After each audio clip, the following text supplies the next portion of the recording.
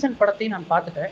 ஈசன் ம். படமும் எனக்கு பிடித்திருந்தது. ஆனால் ஒரு அஸ் எ டைரக்டரா ஈசன் படத்துல நான் இந்த தவறுகள் செஞ்சுட்டேன் அப்படின்னு நீங்க நினைக்கிறது என்ன சார்? நான் அந்த படத்தில் லென்த்தாக வச்சது என்னுடைய தவறு அப்படின்ற ஒரு விஷயம் நினைக்கிறேன். அந்த படத்தை அந்த காலகட்டத்தில் சொன்னது தவறுன்னு நினைக்கிறேன். அது அப்போ பப் கலாச்சாரமே வரல.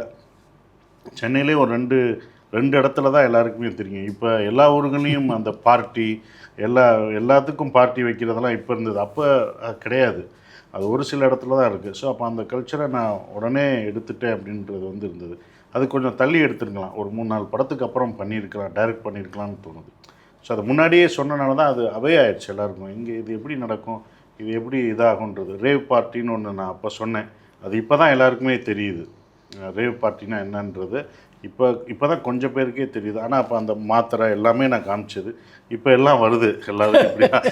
இப்போ எல்லாமே வருது. அப்போ எதுவுமே இல்லை. அது தெரியல. அப்போ நான் ரொம்ப ஏர்லியாக அதை வச்சுட்டேன். அப்போ வந்து நான் பெங்களூர், பாம்பே இதுக்குள்ளே இந்த இதெல்லாம் போகும்போது இதெல்லாம் எனக்கு தெரிஞ்சது. அதை எடுத்து பண்ணிக்கிட்டேன். அது ஆடியன்ஸுக்கு கனெக்ட் ஆகாது. நான் அப்படி தான் அதை பார்க்குறேன். அதோட லென்த்தாகவும் நான் அதை சொல்லிட்டேன். ஸோ அதை குறைச்சிருக்கலாம். அதை அப்போ பண்ணியிருக்கக்கூடாது, கொஞ்சம் லேட்டாக பண்ணியிருக்கணும்னு எனக்கு தோணுச்சு. அதான் எனக்கு தோணுது.